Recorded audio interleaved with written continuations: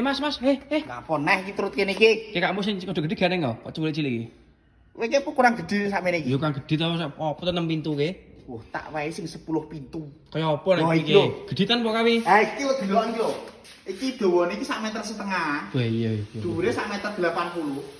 Iki terbagi menjadi 10 pintu penyimpanan kaya ngene iki. Enek mejane dapur ada rice cooker ya enek. Lah iki komplit. Misale ngene lho, puladah piring karo gelas. Nah, misale puladah piring karo gelas, dhuwure kena jadah lawuh. Regane piro niki? Iki 2.400.000, Mas. Wah. 2.400.000 gratis ongkos kirim. Keto. Piye nah. Aku gelas sing warna iku ngene muka. Lho, ya ready to iki lho. Ireng iki padha persis, cuma beda motif bata, iki warnane ireng ngawuni-uni. Jerone padha persis, regane padha. Piro? 2.400.000. Wah, ya kita cocok iki kan. Apa Kaya ngene iki? iki 2.400.000 iki wis komplit tak wae rodo sikile kaya ngono kae. Kena disurang-surung dadine. Iku wis gratis ongkos kirim Jawa Timur, Jawa Tengah, Yogyakarta, Madura. Bayar COD.